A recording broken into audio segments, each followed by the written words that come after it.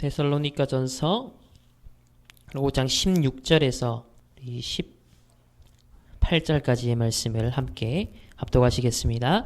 항상 기뻐하라, 쉬지 말고 기도하라, 범사에 감사하라. 이것이 그리스도 예수 안에서 너희를 향하신 하나님의 뜻이니라. 아멘. 우리 24시 감사라는 말씀을 주셨습니다. 24시 감사하라. 항상 기뻐하라, 쉬지 말고 기도하라, 범사에 감사하라. 이는 그리스도 예수 안에서 우리를 향한 하나님의 뜻이다 했지만 선뜻 우리가 동의가 되지 않고 확신이 서지 않는 말씀일 수도 있습니다. 왜냐? 우리는 그 반대일 때가 더 많습니다. 24시 우리가 기뻐하기보다는 또 불만, 불평, 슬픔, 또 눈물, 우리의 억울함, 또 우리의 어떤 인간적인 상황 속에서 또 현장 속에서 부딪히는 많은 것들에 의해서 사실 이 말씀대로로 말하면 하나님의 뜻에서 전혀 어긋난 우리의 삶을 살 때가 참 많습니다. 그런데 이번 주 강단 말씀을 통해서 24시 감사가 가능하냐? 메신저를 통해서 하나님이 가능하다라고 아주 확신 있게 말씀하셨어요.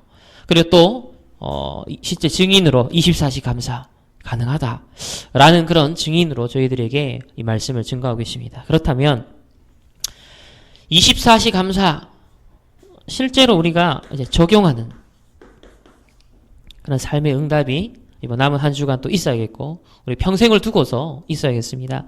그리스도 안에서 우리를 향한 하나님의 뜻이니라 했습니다. 항상 기뻐하고 쉬지 말고 기도하며 범사에 감사하는 것이 하나님의 뜻이라 했고 19절에는 바로 성령을 소멸하지 말며라고 이렇게 나왔어요. 그렇다면 우리는 순간순간 성령을 소멸시킬 때가 참 많지 않습니까?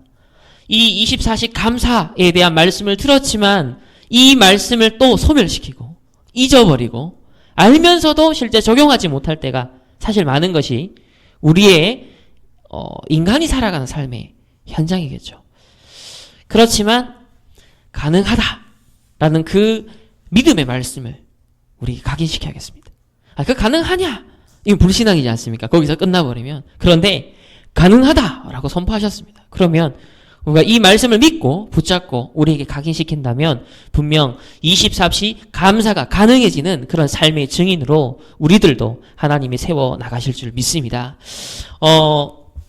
우리 신앙 고백을 예배 때마다 합니다. 우리가 공식적으로도 신앙 고백을 하죠.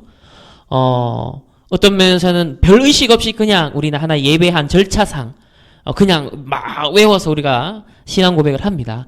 그렇지만 우리 이런 신앙의 고백을 한다든지 실제로 우리가 어떤 믿음의 말을 하는 것은 우리 신앙 생활에 당연한 건데 오늘날 아주 그 뇌과학이 발전을 하면서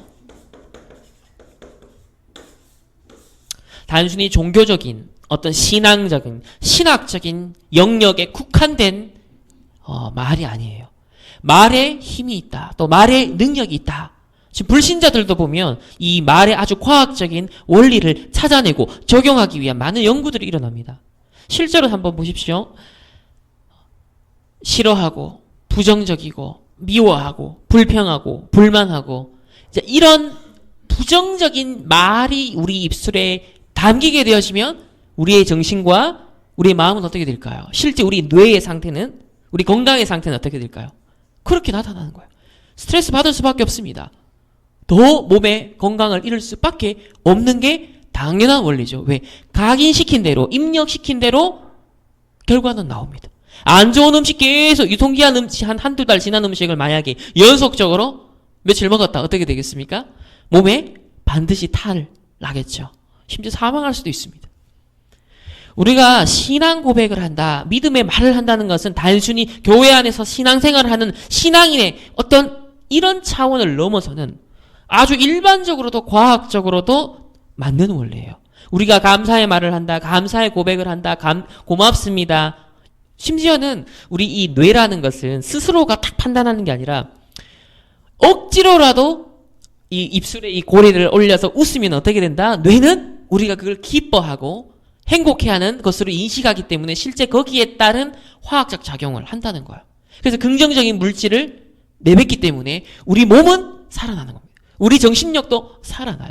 그래서 세상에서는 웃음 치료사. 억지로 웃기잖아요. 우리가 볼 땐 그 모습 자체가 굉장히 억지 웃음인데, 그런데 과학적으로는 어쨌든 뇌는 속는다는 거예요. 실제로 우리 몸의 건강은 회복된다는 거죠. 하물며 진정한 감사를 한다. 진정한 고백을 한다.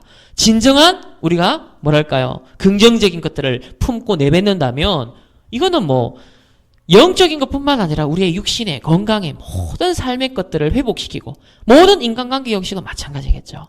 그래서 우리가 일반 과학적으로도 이제는 과학이 발전하다 보니까 이 뇌를 촬영할 수 있는 시대가 되었죠. 그러면 이 촬영을 해서 이런 뇌가 작용을 하는구나. 우리가 이런 예를 들면 명상을 하면 이런 효과가 있구나. 이런 부위에 이런 물질들이 발생하는구나. 그래서 우리의 실제 신체도 영향을 주는구나. 라는 아주 구체적인, 그래서 뇌 지도가 지금 완성이 되었습니다. 과학자들에서 실제로 뇌 지도. 이전까지는 우리의 이제 다른 오장육부의 다른 신체들은 다 과학적으로 어쨌든 연구가 됐어요. 끝났습니다. 물론 아직까지 세포 하나하나에 대한 연구들이나 몸의 어떤 신비한 영역은 남아 있습니다. 그렇지만 가장 미지의 세계가 어디였냐면 이 인간의 머리, 바로 이 속에 있는 뇌. 도대체 우리의 영혼이 어디 있을까? 우리 마음이 어디 있냐? 우리 생각이 어디 있냐? 라고 하면 사실 진짜 대답하기 곤란하죠. 마음이 어디 있습니까? 하면 우리는 무의식적으로 여기 있다. 마음은 여기 있다. 왜? 그 뭔가 기쁘든 슬프든 감정적인 것들이 뭔가 이 가슴에서 아려오는 것과 느껴지는 것과 연결되다 보니까 마음이 여기 있어. 근데 이 뚜껑 열어보면 마음이 있습니까? 수술할 때 마음이 여기 있습니까? 아니거든요. 그러니까 실제 과학적으로 말하면 그 뇌의 작용, 정신적인 작용은 뭡니까? 이 뇌에서 일어난다고 하죠. 마음의 작용은 뇌에서. 그래서 마음의 생각이라 했거든요. 성경에도 표현을 보면 너희 마음의 생각. 실제로 생각이 담겨있는 장소가 어디예요? 마음인데, 그렇다면 우리 뇌에 여기 있지 않습니까? 그러니까 실제로 우리 마음의 작용이 이 뇌와 상당한 관계가 있다는 겁니다.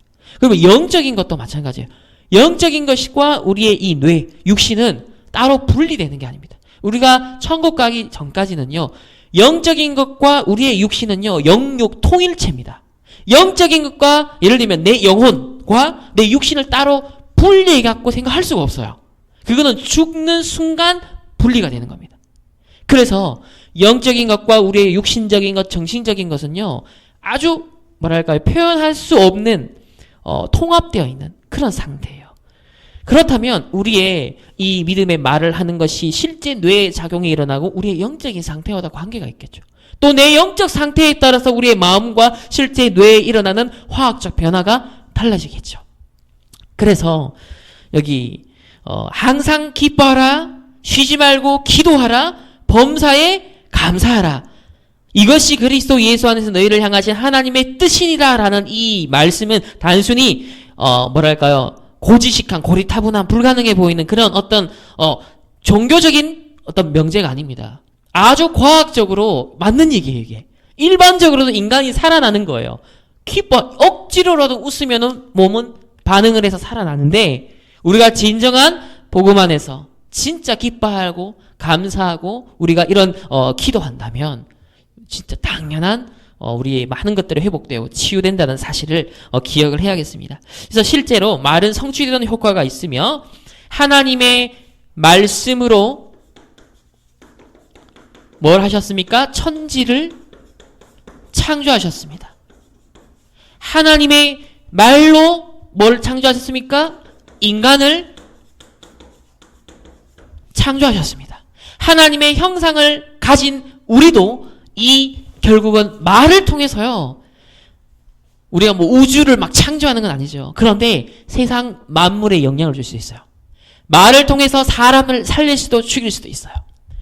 우리가 어떤 말을 품느냐, 어떤 말을 내뱉느냐가 사실 죽느냐 사느냐의 이 문제까지도, 이 창조의 능력이 실제로 있다는 거죠. 흑암이냐 빛이냐, 굉장한 중요한 게 말입니다. 그래서 이번 11월달 우리 렘넌트 메시지가 잠언입니다. 잠언은 흔히 솔로몬의 지혜의 말씀, 그 중에서도 많은 지혜서들, 뭐 세상에 자기 개발사가 많습니다. 이렇게 해야 된다. 뭐 말에 대한 것을 많이 얘기하죠. 중요성을.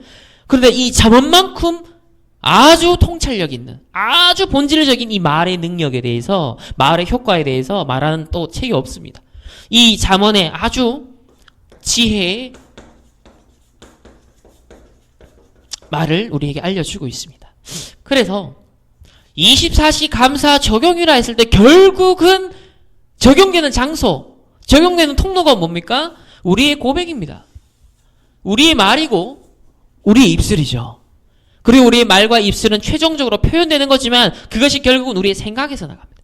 우리 마음의 상태에서 나가고 우리의 영적 상태에서 그게 결국 나오거든요. 우리가 흔히 생각 없이 말한다 하지만 무의식 속에서 작용되어서 또 나온 말일 수 있거든요. 그렇기 때문에 우리가 실제 24시 감사, 오늘은 적용, 실제로 내 말, 내 생각, 내 마음, 내 영적 상태 속에 무엇이 각인되느냐, 무엇이 뿌리 내려 있느냐, 무엇으로 체질되어 있느냐에 따라서 또 그것을 바꿈으로 말미암아 결과가 달라질 수 있다. 이 사실을 우리가 조금 기억을 하면서 첫 번째로 우리가 이제 말씀 녹취했는 것을 한번 쭉 여러분 묵상하시고 또 참고하시고 정리를 한 주간 하셔야 됩니다. 저는 우리 다른 내용들은 한 번만 읽어도 또 상식적으로도 우리가 감사의 방법, 감사의 정의, 이거는 당연히 아는 것들, 상식적으로도 우리가 아는 것들입니다. 그런데 우리가 반드시 심어야 될 게 있습니다.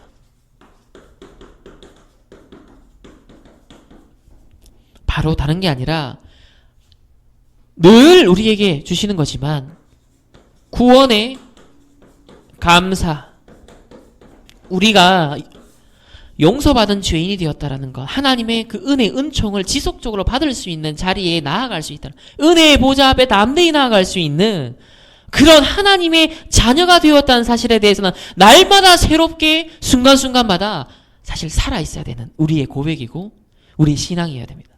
그래서 이 구원의 감사는 심고 또 심어도 끝없이 우리가 풍성하게 심고 열매 맺을 수 있는 바로 내용을 갖고 있는 이 구원의 비밀.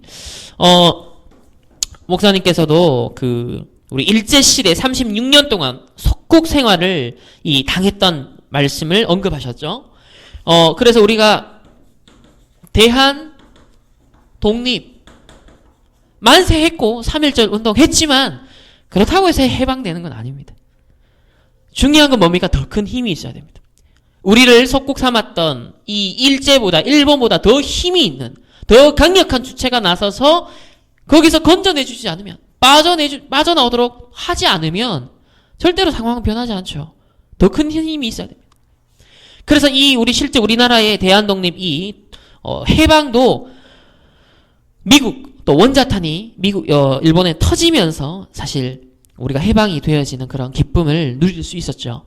그런데 실제 이 이스라엘의 성경의 전체 역사를 봐도요, 노예, 포로, 속국, 거기서 빠져나오는 해방의 역사입니다.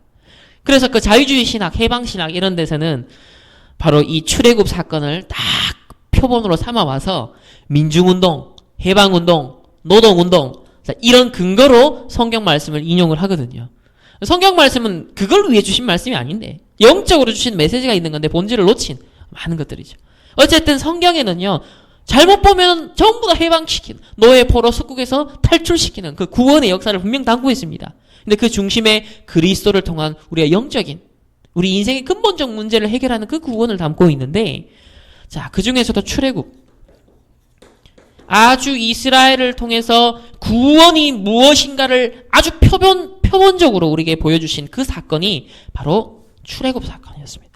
그 배경은 요셉을 알지 못하는 왕조가 일어나면서 이집트에 어떻게 됩니까? 점차 이 이스라엘 백성이 언약을 놓치고 복음을 놓치고 이 강대국 이집트에 온 것은 우리가 선교하기 위해서, 이 시대에 최고의 영향을 끼칠 수 있는 대제국, 여기서 우리가 선교하기 위해 하나님이 우리 선조 요셉을 통해 이곳에 정착케 하셨구나. 눈치를 채고 적극적인 선교를 했었어야 되는데 놓칩니다. 그 결과 점점 시대의 생활의 삶에 익숙해지고 무뎌지고 무감각해지고 어느 날 정체성 다 놓치고 사명 다 놓치고 노예가 되어버렸죠. 그렇게 400년이 흘렀습니다. 한 400년쯤 흐르면 민족의 혼도 사라진다. 그렇게 말씀하셨어요. 채찍 맞고 날마다 인권이 말살당하는 그런 경험을 합니다. 심지어 하나님의 언약의 백성이 우상을 건축하는 피라미드와 그 스핑크스와 이 어마어마한 흑암의 문화를 만들어내는 일에 강제 동원되고 있는 너무나 악한 현실입니다. 너무나 비참한 현실이었습니다. 여기서 빠져나오기란 불가능해 보였습니다. 실제로 불가능했죠. 대항할 힘조차 생각조차 혼도 없습니다. 그런데 이 출애굽기 3장 18절 희생제사 그리스도의 그 피를 그리스도 십자가 사건을 상징하는 창세기 3장 15절 여자의 후손이 뱀의 머리를 상할 것이다 라고 예언된 그 말씀이 쭉 흐르는 복음의 말씀, 그걸 모세가 딱 잡았습니다. 이스라엘은 뭘 놓쳤구나, 그리고 뭘 각인시키고 회복시켜야 되는 것이구나, 이 언약을 잡고 피 바른 그날 바로 출애굽하는 사건이 역사적으로 있었던 사건이었죠. 그렇다면 우리가 이런 출애굽 역사를 보면서 결국은 우리는 뭡니까? 영원한 해방, 영원한 구원을 받은 하나님의 자녀가 되었습니다. 지금 세간에는요, 우리 한국이 낳은 세계적인 신학자가 있습니다. 그분이 이제 김세윤 박사님이신데, 퓰러 신학교의 또 아주 대가, 이 신학자로서 전 세계에 영향력 있는 신학자예요. 한국이 배출한. 그분이 쓰신 사도행전이라든지 바울에 대한 어떤 신학 서적이라는 유명합니다. 권위가 있어요. 그런데 이 오직 복음 각인뿌리 체질이 이게 안 되니까요, 이 어마어마한 엄청난 신학자가 오늘날 한국계에 또 전 세계에 영향을 주고 있는 흐름이 있습니다. 이분이 강조하는 게 있어요. 그게 뭐냐? 이때까지 한국교회, 세계교회, 한국교회가 너무 은혜로 받은 복음에 대해서 값싸게 생각을 했다. 그 말은 뭐냐? 구원받아 끝! 이러다 보니까 실제 삶의 변화가 안 일어나고, 난 구원받았어 하면서 개판으로 살고, 구원받아서 하면서 막 엉망으로 살고, 그러면서 사회의 빛과 소금이 되지 못해서 지탄받고 개탄받는 이 개독교가 된 현실을 비꼬고 거기에 대한 어떤 갱신의 목소리를 높이면서 하시는 얘기가, 우리가 너무 이미 받은 구원 이런 걸 강조하다 보니까 싸구려 복음이 됐다. 값싼 구원이 되어버렸다. 오히려 개독교로 만들어버린 구원이 됐다. 이거 자성해야 된다. 이 얘기를 하세요. 언뜻 보면은 이게 또 틀린 얘기는 아닌데, 또 본질적으로 보면 또 맞는 얘기도 아니거든요. 유 목사님은, 아니, 저 사람 왜 저래? 이 인간은 왜 이래? 복음을 받았으니까 그 정도라도 된 것이지 않냐. 만약에 복음 아니었더라면 어떻게 됐겠냐. 이게 이제 은혜의 복음의 우리 관점입니다. 그래서 우리가 안 되는 사람, 부족한 사람, 헤매는 사람, 불신앙하는 이런 모든 상황에 하나님이 이스라엘 향해 오래 참으셨던 것처럼, 은혜를 베푸셨던 것처럼 우리가 복음적이다라는 것은 바로 사람에 대한 그런 이해와 배려가 있다라는 거죠. 함부로 말할 수 없는 부분이 있는 거죠. 그런데 워낙 이 시대가 이제 기독교가 막 욕먹는 시대가 되다 보니까 이 영향력 있는 신학자 입장에서는 분석을 해서 딱 얘기를 합니다. 그래서 실제 삶의 변화가 없는 구원은, 복음은 가짜다. 실제로 당신 구원 안 받은 거다까지 이래 나와요. 삶의 변화가 없다. 당신 열매 맺는 삶이 없다. 변화된 삶이 없다. 그거 구원 아니다. 구원은, 또 성경에도 그렇게 표현되어 있습니다. 구원은 주님 오시는 그날까지, 죽는 그날까지 이루어져 가는 과정으로서도 성경은 얘기를 합니다. 야고보서 같은 경우는. 그래서 완성된 복음인데 여전히 이루어져 가는 복음을 얘기해요. 그러다 보니까 과거에는 완성된 복음, 끝난 복음만 얘기를 하니까 이루어져 가는 삶에 있어서 성취되어 가는 그 변화의 복음, 구원을 얘기 안 했다. 오늘날 이제 이걸 얘기해야 된다. 논리는 보면 일리가 있어요. 그런데 문제는 그게 계속 각인 뿌리치면 어떻게 되겠습니까? 절대로 복음이 살아날 수가 없어요. 사람 살릴 수 없습니다. 현장 살릴 수 없어요. 유 목사님을 통해서 우리에게 전달되어진 이 복음운동이라는 것의 최대 강점은 뭐냐면, 사실은 과거에 다락방에 좀 방종도 있고 지금도 그런 게 있지만 좀 부족하고 영적 문제 때문에 뭐 방종도 하고 하여튼 별의별 시험 들 만한 일도 사실 과거에 많았습니다. 심지어 목사님들 통해서도 그런 일들도 일어났어요. 평신도도 마찬가지죠. 렘넌트도 마찬가지입니다. 그럼에도 불구하고 우리가 복음 안에서 사람을 보고 이해한다는 것이 이 다락방 운동의 최고의 강점이었습니다. 기다림. 유 목사님이 사람을 쓰실 때 보면요. 정말 말도 안 되는 일을 저지르는 어떤 분이 계세요. 그런데 그분을 되게 중요한 자리에 딱 앉힙니다. 상식적으로 이해할 수가 없어요. 그런데 복음 하나님의 이 능력을 믿고 복음의 능력을 믿는 전도자는 그렇게 하시더라고요. 참 이 힘이 있어야 그게 가능하거든요. 어쨌든 세상에 지금 이제 그 유명한 신학자도 이 구원에 대한 강조점이 달라졌어요.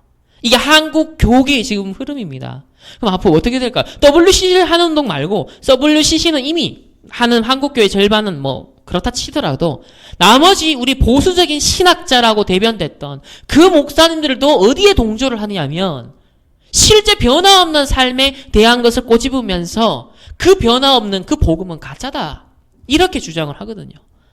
자, 이런 시대에 우리가 완전한 복음, 영원한 이 구원을 이루는 복음을 받았습니다.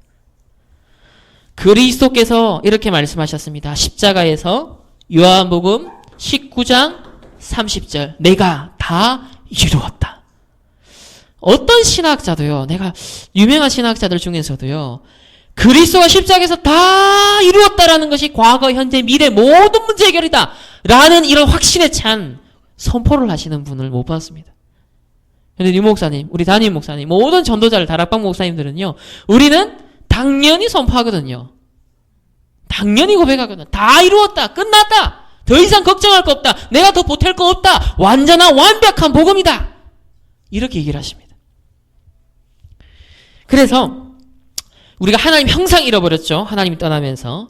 하나님의 형상을 회복할 수 있는 하나님 만나는 길을 여신 선지자가 되셔서 뭘 회복해 하셨습니까? 하나님과의 교제를 회복하게 하셨습니다. 하나님과의 잃어버린 관계를 회복하게 하셨습니다. 이게 바로 선지자가 하신 일입니다.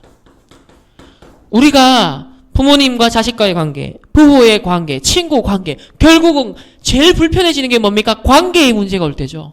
제일 갈등이 되는 건 뭡니까? 관계에 있어서. 왜? 사람 대 사람이라는 것은, 일이라는 것은 내 혼자 할 수 있지만 사람 대 사람이라는 것은 내 마음대로 안 되는 거거든요. 그래서 제일 갈등되고 문제되는 것이 관계인데 관계가 회복되면 사람은 편안해지고 행복해지고 자유로워지죠. 마찬가지로 잃어버린 하나님과의 교제와 이 관계가 회복된다는 것은 가장 속 시원한 일이에요. 가장 힘을 얻는 일입니다. 가장 기쁘고 에너지를 얻을 수 있는 일이에요. 이거를 영원히 보장하셨다는 사실. 그래서 워낙 저 밖에서 이 복음 받은 것이 끝났다라는 것을 한편에서는 좀 값싼 복음, 싸구려 복음으로 지금 했다 이런 얘기를 하는데 이제 우리가 좀 회복해야 될 부분이 있죠. 그러면 진짜 끝났고 힘 얻었기 때문에 실제 우리의 삶에도 이 복음의 능력이 나타날 수 있는 그런 갱신과 도전은 전도자에게 필요할 것 같습니다. 두 번째로 다 끝났다, 다 이루었다 라는 이 말 속에 포함된 내용이 뭡니까? 우리가 반드시 쏟아져서 받아야만 하는 저주와 재앙의 운명. 참 운명이라는 말이 좀 새삼 부딪혀오고 느껴지는 그런 시간들이 요즘 있어요. 아, 운명 못 벗어나는구나. 끝났는데도 끝까지 따라오는구나. 이걸 좀 느끼거든요. 경험을 이렇게 많이 보고 있습니다. 그래서 이 반드시 망할 수밖에 없는, 실패할 수밖에 없는 이 저주와 재앙의 그 운명의 감옥에서 탈출시켰다는 이 운명의 감옥을 깨뜨려 버리셨습니다. 우리의 참된 제사장이 되셔서. 그리고 더 궁극적인 배경이 되는 이 사단의 일, 마귀의 일을 멸하신. 그래서 십자가 사건 다 이루었다라는 것에 얼마 전에 그런 말씀이 참 저한테도 각인이 됐는데, 그래, 예수님이 십자가 지셔서 힘이 없는 그런 모습으로 모든 천주교는 표현을 해놨죠. 예수님이 그 힘없는 십자가, 막 비참함만 강조하는 영광스럽고 승리의 십자가를 하기보다는, 그러니까 복음을 못 깨달았기 때문에 그렇게 표현을 했을 뿐인데, 진짜 완전한 복음 속에서 우리 십자가 사건에 대한 이해를 어떻게 해야 됩니까? 그리스도가 이미 예언되었습니다. 사단의 일을 머리를 박살내기 위해서 십자가 지실 것은 이미 예언된 사건이었어요. 예언된 게 성취된 사건입니다. 기뻐야 돼. 우리 승리의 사건이에요. 그래서 사탄과 흑암 세력을 결박시킨 날, 처형시킨 날이 십자가 사건이다. 예수님이 못 박힌 모습만 우리가 갖고 있어야 되는 게 아니라 사단이 완전 못 박힌, 머리가 박살난, 처형된 그 사형의 날이었습니다.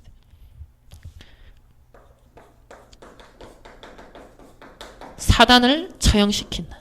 참된 만왕의 왕 되신 그리스도가 이 세상 임금 마귀를 멸하신. 그래서 우리가 영원한 구원, 완전한 구원 다 이루었다라는 것 속에 우리가 올인하셔야 되고요. 이 속에서 나를 찾으셔야 되고 언제든지 힘을 얻는 감사의 근원을 찾으시는. 그래서 이건 뭡니까? 심어야 할 것. 매일 날마다. 이 안에서 모든 새로움이 우리에게 솟아나기 때문에 이게 가장 근원적인 힘이 우리에게 투여집니다. 두 번째로 그러면 반대로 뽑아내야 할 게 있습니다.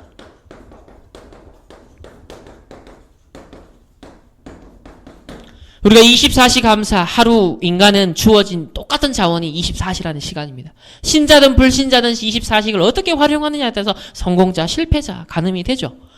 그러면 24시 감사 우리가 회복한다면 어마어마한 성공자가 될 텐데, 참된 승리자가 될 텐데, 이 24시 감사 적용을 위한 아주 중요한 작업이 있습니다. 뭡니까? 각인된 것, 뿌리 내린 것, 체질된 것, 틀리게 심겨진 것을 뽑아내는 작업이 필요합니다. 지금 류 목사님을 통해서 뭐 메시지 들었다 하면 이미 우리는 각인, 뿌리, 체질, 이 단어 자체가 각인되도록, 뿌리 내리도록, 체질되도록, 아예 단어 자체가 사실 이게 우리 사는 길이에요. 똑같은 말을 하는 것이 수고로움이 없다라고 바울은 사람의 체질을 알고 있었고요. 영적인 체질을 알고 있었어요. 그래서 강조해줘야 사람은 변해요. 강조해줘도 안 변하는데 강조 안 해주면 어떻게 될까요?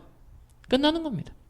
그래서 한국교회의 맹점 중에 하나가 예수는 그리스도, 왕, 제상, 선지자 신학적으로 정리를 해서 다 가르칩니다. 요즘은 그래도 상당히 복음적인 서적도 나와요. 읽어보면 은혜가 되는. 근데 중요한 건 뭐냐? 오직 그리스도만 강조하지 않습니다. 신앙생활에 여러 많은 내용이 성경에 많거든요. 그거를 이렇게 아주 풍성하게 가르쳐 주는데 중요한 건 너무 여러 가지 것을 막 섭취하다 보니까 정작 핵심이 돼야 되는, 각인이 되고 뿌리 돼야 되고 체질이 돼야 되는 그것은 형성이 안 되는 거예요. 그러니까 늘 흔들리고 늘 사실 불신자를 넘어설 수 없는, 현장에서 승리할 수 없는, 세상의 재앙을 막을 수 없는 기독교인들이 양산이 되는 겁니다. 그런데 저는 다락방 운동이 뭐냐라고 했을 때 여러 가지 정의를 할 수 있겠지만 사람에게 각인되고 뿌리 내리고 체질된 것을 바꿔주는 운동이다. 왜? 이것 때문에 운명이 결정된다. 이것 때문에 실패하느냐 성공하느냐. 그런데 실제 우리의 영적으로 각인된 게 가장 무서운 것인데 우리가 육신적으로 시간 관리도 안 되고 우리가 만약에 육신적으로 게으르고 이런 게 각인돼도 육신적으로 실패가 오잖아요. 이것도 참 중요한 거예요. 근데 더 중요한 건 우리의 영적인 DNA, 영적인 상태 이거거든요. 그 여기에 각인 뿌리 체질을 완전 바꿔주는 복음이 강조되는 대열 속에 있다는 건 저는 생각만 할수록 아찔하고 감사해요. 만약에 내가 이 흐름 속에 있지 않아서 목사가 되다 끔찍한 일. 제가 계신대에서 석사과정 2년을 지난하면서 이제 기존교회 제가 초등학교 그래도 한 4학년 때까지는 기존교회를 경험했지 않습니까? 또 고등학교 2학년 때 미국에 99년 영국에 가서 그 기존교회를 다녔죠. 다락방 교회가 영국에 없었기 때문에. 그때 기존교회에서 제가 1년간 있으면서 학생 회장까지 했었습니다. 그거 보면 이제 그 기존교회 중직자들, 뭐 집사님들, 뭐 교사들 받지 않습니까? 참 그런 뭐랄까요, 이 불신앙될 만한 모습들, 상황들이 참 많더라고요.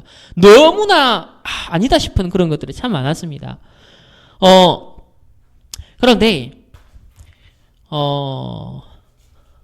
이 각인과 뿌리와 체질 이거를 바꿔주는 이 메시지 흐름 속에 내가 이 다락방 전도운동의 흐름 속에 교회 속에 있다라는 거 이게 너무 감사한 거예요.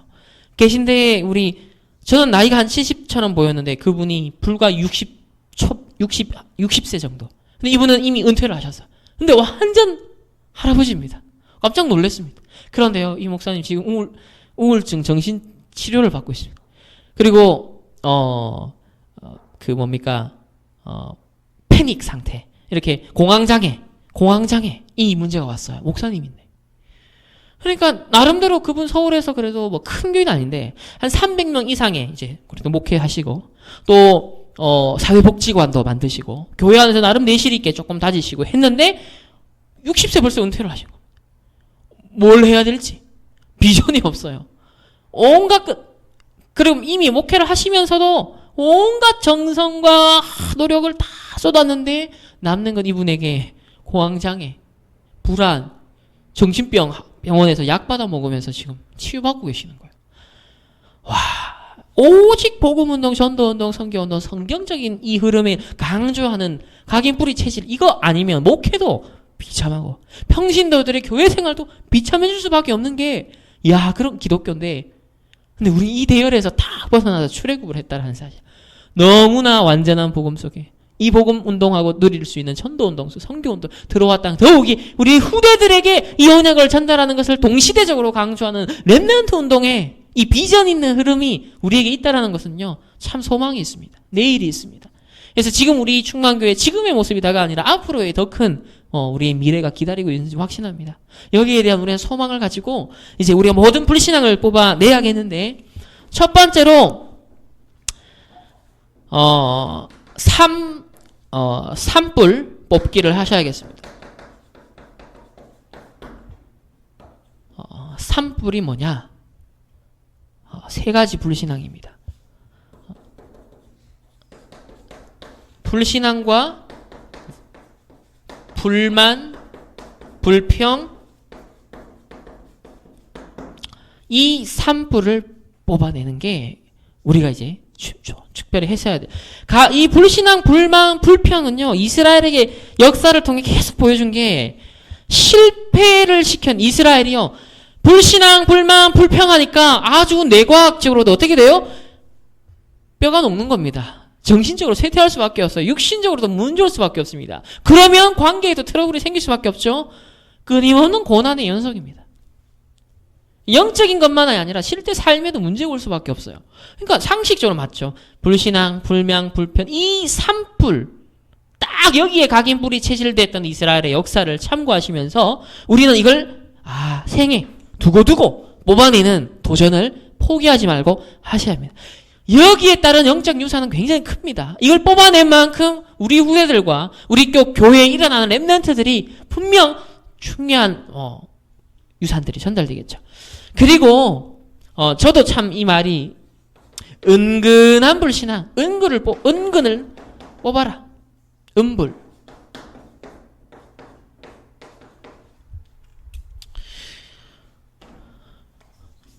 사실 우리 성도님들이나 또 우리 목사님들 마찬가지고 렘넌트들이 노골적으로 대놓고 불신앙, 불평, 불만한 사람은 없습니다. 그렇지 않습니까? 이게 사실은 거의 불신앙의 성격상 99%가 음불입니다. 은근한 불신앙. 실컷 말씀 다 듣고 아멘, 공감, 그렇지, 하자 해놓고 뭡니까? 그래도 그렇지만 그래도 인간이니까. 자, 이 수식어는 항상 일심전심 지속으로 6000년 인류의 역사 속에 지금까지 쭉 따라오고 있습니다. 이 음불이 결정적으로 하나님의 사도행전적인 역사가 내 삶에 안 일어나는 가장 결정타, 가장 깊이 뿌리 각인 체질된 것. 얼마나 많습니까? 인간관계에 대한, 신앙생활에 대한, 교회에 대한, 이제 막 아이들도 세상에 대한, 정부에 대한, 가정에 대한, 부모에 대한, 학교 교육에 대한, 전부 다 뭐예요? 불신, 불평, 불만 막 가득 넘칩니다. 영적으로 죽을 뿐만 아니라 육신적으로도 죽습니다. 사회의 어려움, 혼돈입니다. 우리 신앙인들도 그래도 그렇지만 인간이니까. 사실 알고 보면 이게 음불의 불신앙입니다. 이것만 뽑아낸다면 광야 40년을 상당히 앞당길 수 있습니다. 모세가 80년 만에 언약을 이루는 지도자로 나서는 그 시기를 어쩌면 앞당길 수도 있습니다. 14대의 사사시대를 지나면서 반복되는 저주와 재앙과 고통을 당했던 그 사사시대의 저주를 어떤 면에서는 빨리 끊을 수도 있겠죠. 그리고 2000년 동안 유리방황하는 유대인들의 마지막 흩어짐을 당하는 그 사건 피할 수도 있을지도 모릅니다. 우리의 신앙에서도 마찬가지입니다. 결국은 이 불신앙, 불만, 불평, 음불이라는 것이 끊임없이 각인뿌리 체질되었던 것들이 쫓아오면서 우리로 하여금 새로운 피조물로서 새로운 축복과 새로운 응답을 내 남은 40년, 50년, 60년 그것만 누리는 24시를 해도 모자랄 텐데 그 시간도 부족할 텐데 우리는 여전히 여기에 상당한 우리의 시간과 삶과 에너지를 쏟고 있다라는 것이 우리의 현실이죠. 그렇지만 우리는 낙심하고 또 포기하면 안 됩니다. 고린도 후서 5장 17절에 그런즉 누구든지 그리스도 예수 안에 있으면 새로운 피조물이라. 이전 것은 지나갔으니 보라 새 것이 되었도다. 오늘 이 예배 이 시간 이전 것 다 지나갔습니다. 불평, 불만, 불신, 은근한 불신앙조차도 우리가 한 주간 했던 것도 다 뭐요? 지나간 옛 것입니다. 이제 오늘 이 예배를 통하여서 우리는 새 것이 되었습니다. 새로운 피조물의 언약을 잡고 오늘 새로운 시작을 하는 그런 은혜가 우리 이 자리에 나온 모든 성도님들에게 있으시길 바랍니다. 그래서 우리의 신앙인은요, 그리스도 복음 안에 있는 자는 시간이 갈수록 늙어가는 것이 아닙니다. 낡아가는 인생이 아닙니다. 익어가는 인생이요, 속사람이 날마다 새로워지는 인생. 속사람이 새로워진다는 것은 실제로 뇌과학적으로 우리의 내면이, 정신이, 모든 뇌의 상태가 이 세포가 살아나는 거예요. 영적으로 살고 육신적으로 살아나는 걸 말합니다. 속사람이 새로워진다는 것은. 그래서 실제로 제가 어쩌면 저희 목사님 이제 연세나 개신대에서 받는 목사님 똑같거든요. 근데 완전 다릅니다. 완전 그분 할아버지거든요. 목사님 볼 때 누가 할아버지처럼 느껴집니까? 아니거든요. 아직까지 여전히 이게 기도하는 속사람이 새로워지는 비밀 속에 있으면 실제 우리의 세포도 재성되는 거. 그게 다 우리의 영육 구분되는 이원론은 이단 사상이거든요. 영육으로 구분되는 이원론이 아니라 우리가 이 땅에 사는 날 동안은 내 영적 상태와 육신의 이 컨디션은요 똑같이 통합되어 있습니다. 이 굉장히 중요해요. 그래서 우리가 영적인 상태를 위해서 운동도 하는 것이고 시간 관리도 하는 것이고 또 우리가 우리 육신적으로 가꾸는 걸 통한 영적인 상태도 또 회복이 되는, 또 영적 상태에 따라 우리의 육신도 회복이 되는, 이게 서로 상관관계가 주거니 받거니 하는 관계예요. 그래서 우리가 새로운 피조물로서 축복을 누리기 위한 예비된 모든 것을 내 생에 누리고 우리 후대들에게 영적 유산을 전달하기 위한 뽑아내야 되는 이 작업을 우리가 회복해야겠고, 마지막으로 24시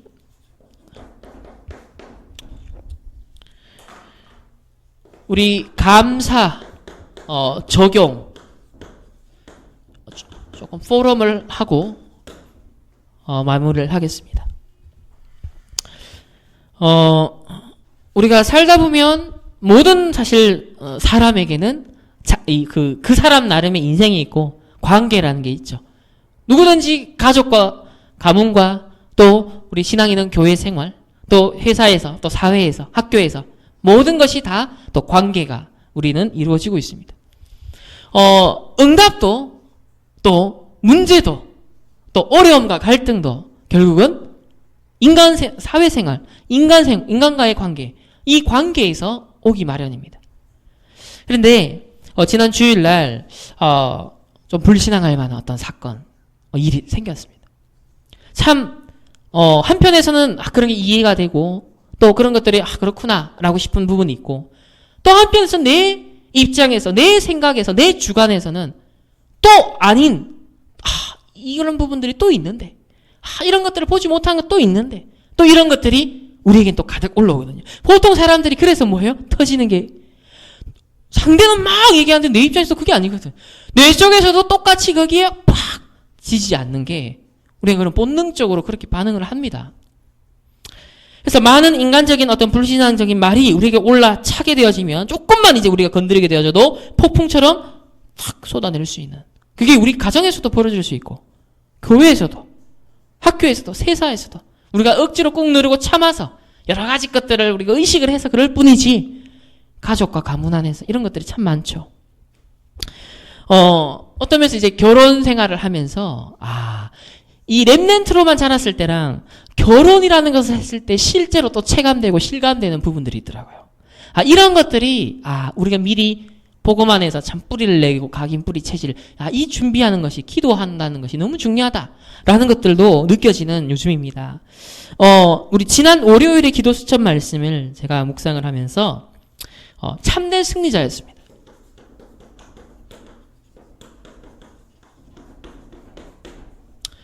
본문 말씀은 사도행전 16장 37절에서 우리 40절 말씀이었습니다. 이것은 바울이 2차 전도 여행 때 복음을 전하다가 이제 감옥에 갇혔던 사건이죠. 그리고 거기서 매 맞고 그런데 그날 밤에 바울과 실라가 기도 찬양하는데 이 옥토가 열리고 기적이 일어나고 그러면서 간수장이 예수님을 영접하고 그 집도 함께 구원받는 사건이 그 현장에서 일어나는 바로 그 장면입니다. 자, 이 배경에 바울이 그날 본문에 보면 이런 게 있었어요. 바울이 로마 시민권자인데 실컷 감옥에 갇혀서 얻어 터지고 난 다음에 나중에 이제 역사와 기적이 다 일어나고 중요한 하나님의 역사를 이루고 그러면서 간수상도 돌아오고 그 빌립보 지역을 복음화 할 수 있는 중요한 제자를 세우는 그 일이 이제 있은 후에 이제 나갑니다. 감옥에서 나가게 되어지죠. 근데 나가면서 쑥 던지는 말이 뭡니까? 로마 시민권자잖아. 이걸 듣는 순간 그 당국 사람들은 이제 초긴장을 타는 겁니다. 왜? 그 당시의 법은 로마 시민권자를 함부로 그렇게 해서는 안 되기 때문에 합법적인 절차를 거치지 않고 이 바울은 일을 당한 거예요. 고소를 해버리면 이제 문제가 생기는 겁니다. 그런데 바울은요, 즉각적으로 로마 시민권 사용 안 했어요. 보통 사람들은 마음에 갖고 있다가 히든 카드를 팍 터뜨리거든요. 그죠? 어떤 내가 공격을 받고 내가 억울하고 내 것을 대변하고 변호하기 위해서는 내가 갖고 있는 칼을 꺼내드는 게 보통 사람들이 내뱉는 말이고 감정입니다. 근데 바울은요, 복음 전하다가 억울하게 감옥에 갇혀서 즉각적으로 모면할 수 있는 자신의 히든 카드, 로마 시민권을 바로 사용할 수 있었어요. 자기 변호를 할 수 있었습니다.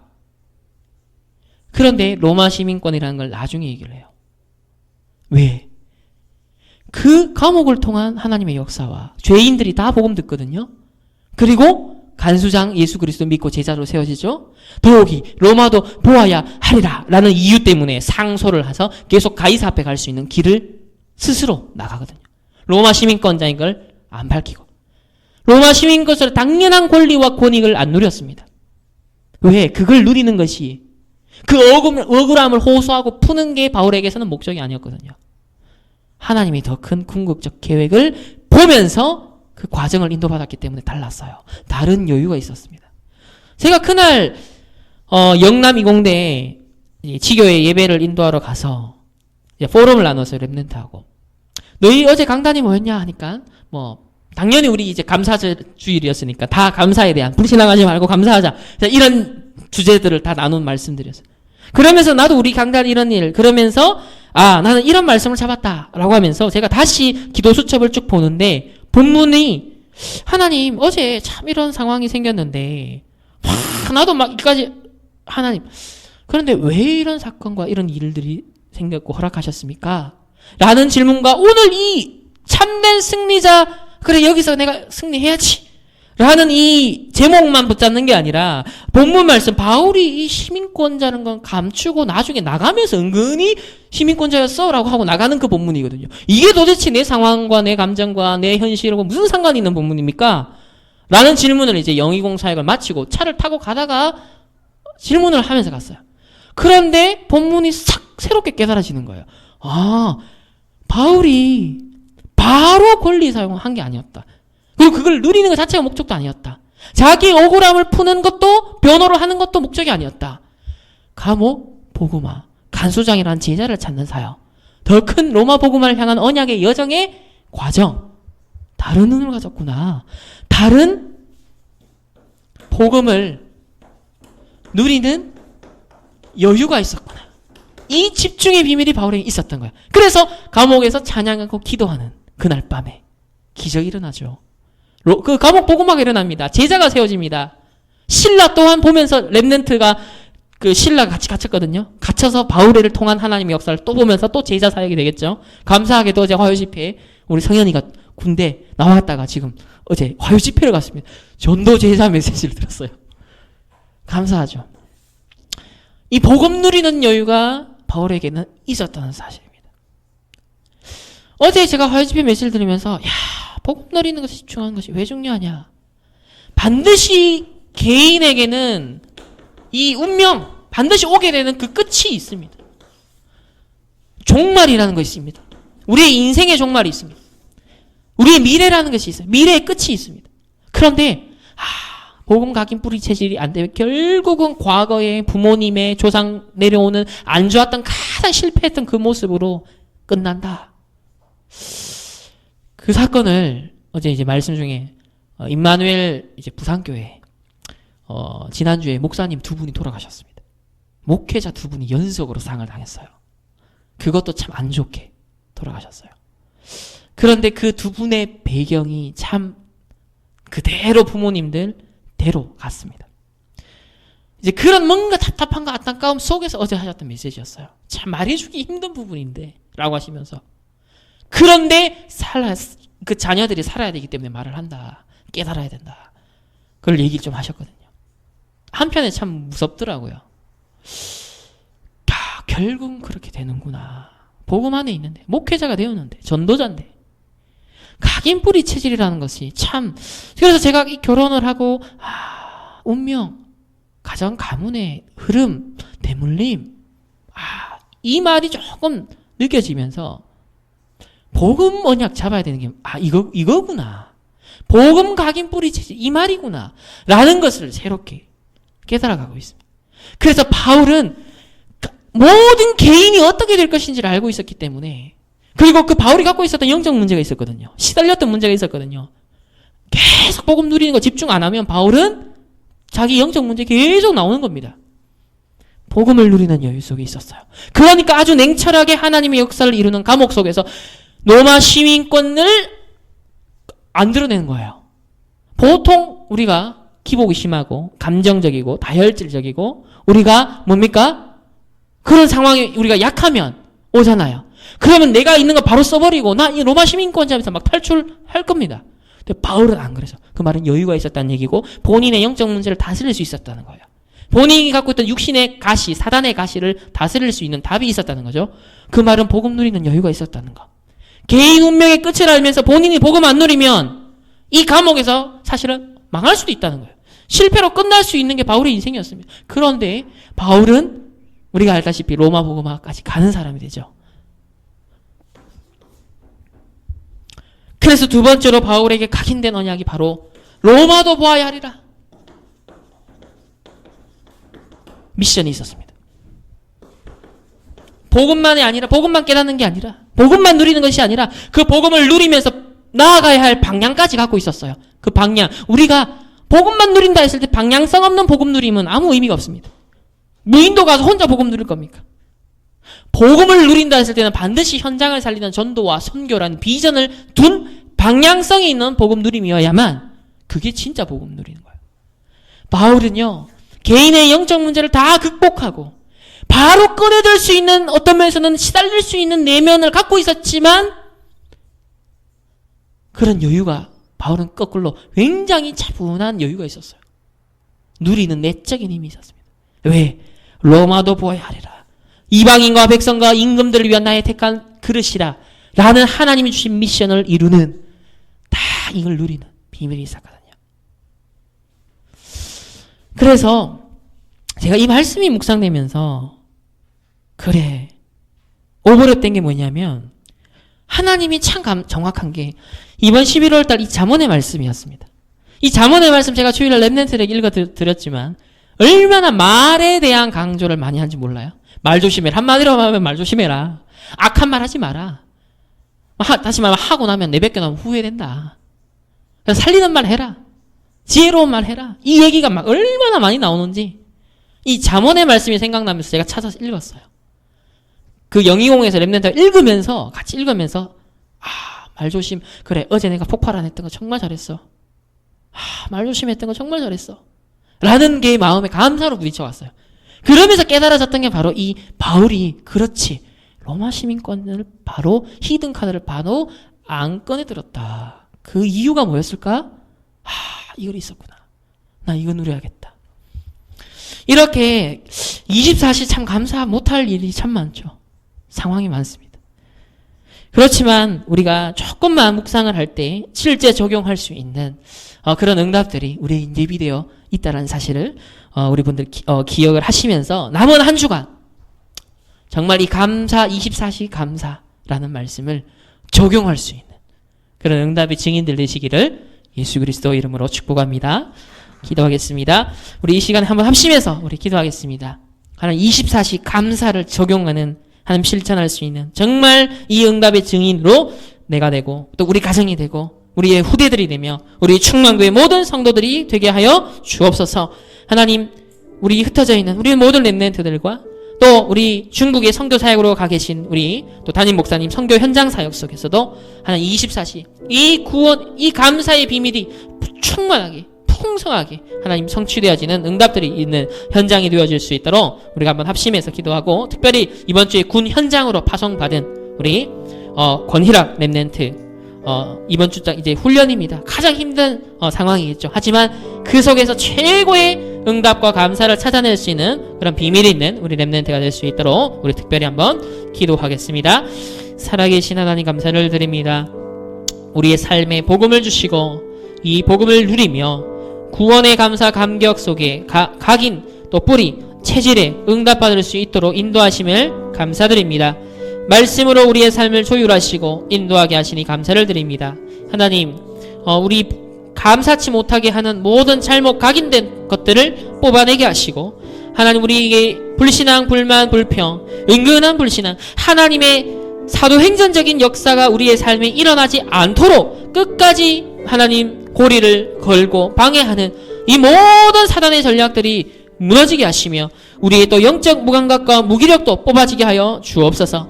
하나님 그리하여서 오직 복음 하나님의 나라 성령 충만 세계복음화 이 언약이 하나님 그리스도 안에서 새로운 피조물이 된 나를 향한 하나님의 아름다운 그 계획이 하나님 로마도 보아야 하리라 라는 하나님의 인생을 향한 그 계획이 우리에게 언약으로 잡혀지고 각인되어지며 하나님 정말 우리의 삶의 중요한 감사의 이유가 되어줄 수 있도록 주님 역사하시고 하나님 특별히 선교 현장에 있는 우리 담임 목사님과 그 선교 사역을 축복하시며 감사의 비밀 가진 24시에 복음 누리는 로마도 보아야 하리라 이 언약 가진 제자들이 세워지는 현장이 되게 하여 주옵소서. 특별히 이번 주간 입대한 권위당 렘넌트 그 현장에 하나님의 나라 임하며 복음의 하나님 많은 어려움과 힘든 상황 속에 있지만은 정말 복음을 누리며 정말 감옥에 갇힌 바울이 감사와 찬양을 하면서 하나님의 역사를 이루었던 것처럼 하나님 복음 누리는 비밀 속에서 감사하는 증인으로 설 수 있도록 하나님 축복하여 주옵소서.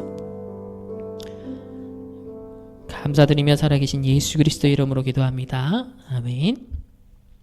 지금은 우리 주 예수 그리스도의 은혜와 하나님의 무한하신 사랑하심과 성령의 내주인도 역사하심이 24시 복음 안에서 이 감사의 축복을 회복하고 누리며 적용하기를 소원하는 모든 하나님의 백성들 머리 위에 또 그 현장과 가정 위에 후대들 위에 또 산업 위에 지금으로부터 영원까지 항상 함께 있을지어다. 아멘.